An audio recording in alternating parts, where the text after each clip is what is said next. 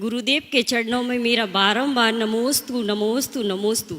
गुरुदेव, पहले की युवक युवतियों में मेच्योरिटी आज की अपेक्षा कम देखी जाती थी, फिर भी विवाह आज की अपेक्षा कम उम्र में हो जाया करते थे, परंतु आज उच्च शिक्षा की आड़ में विवाह उम्र के उस पड़ाव पर हो रहे हैं जबकि युवावस्था ढलाव की ओर आ जाती है।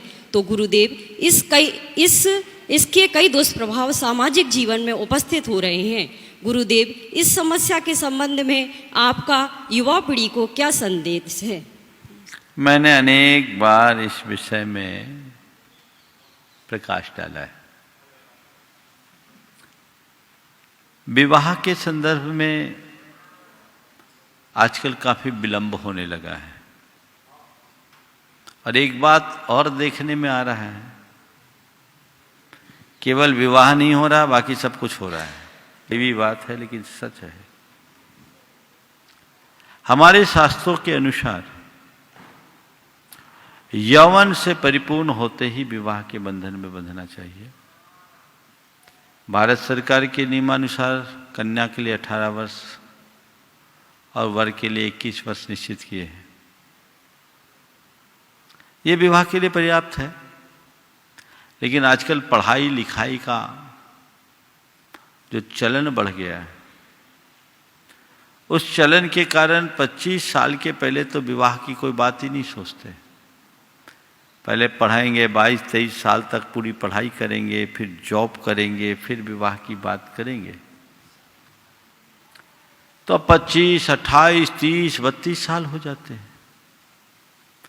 इसके दो बड़े दुष्परिणाम हैं। पहला तो ये कि 25 वर्ष की उम्र के बाद जब मन परिपक्व हो जाता है तो एक दूसरे में ढलने में बड़ी कठिनाई होती है। हर बात में ईगो क्लैश होता है। विवाह कन्या से होना चाहिए और कन्या तो 18-20 साल तक ही होती है, 21 साल 22 साल। 25 साल में तो परिपक्व युवती बन जाती है।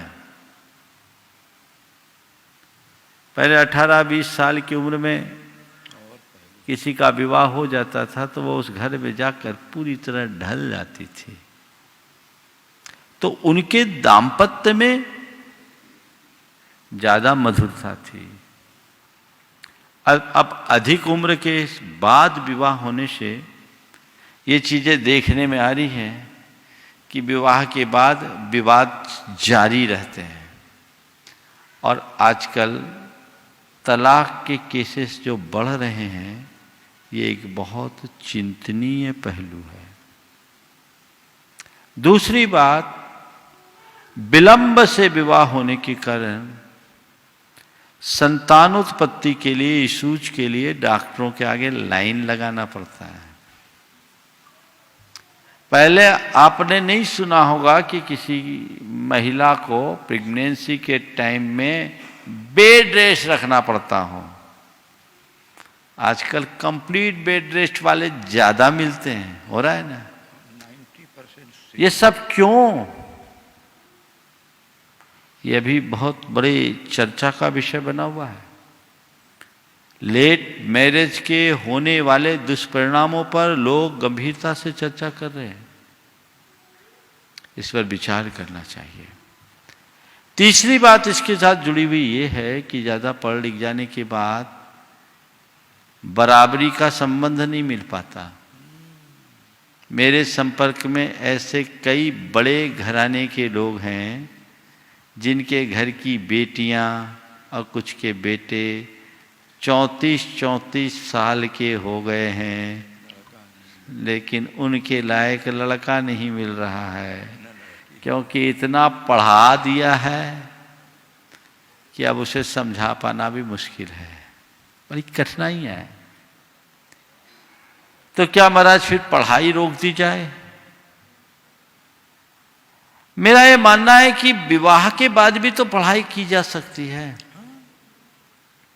आज के समय का एक जो गंदा चित्र है जिस पर आज के लोगों को बहुत कम पता है।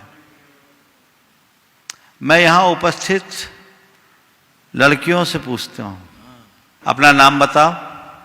अतिका जैन। कहां पढ़ती हो? जबलपुर में। कौन सी क्लास में हो? 3rd year.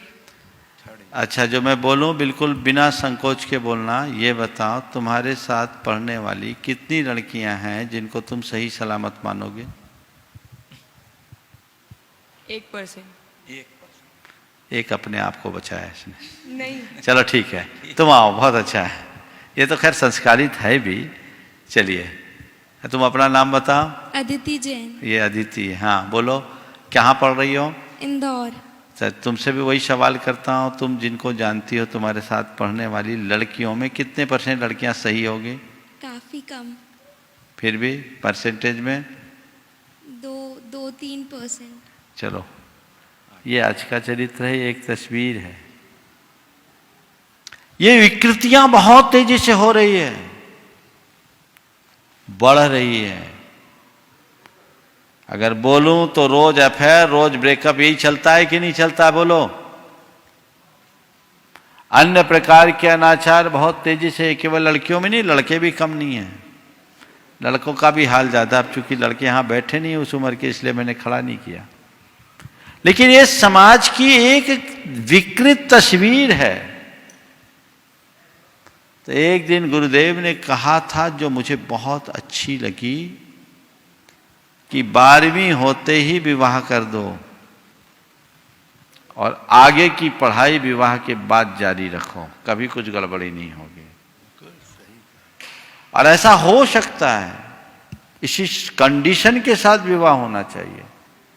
मैं ऐसे अनेक महिलाओं को जानता हूं जिन्होंने विवाह के उपरांत ग्रेजुएशन किया, LLB किया, हाई कोर्ट की जज बनी, डॉक्टर विमला जी अब रिटायर हो गई, IAS बनी विवाह के बाद, सारी पढ़ाई की विवाह के बाद। तो ये घर परिवार में भी ऐसा वातावरण मिलना चाहिए कि अगर किसी का विवाह हो गया है तो भी उसे पढ़ाई का अवसर दिया जा सके।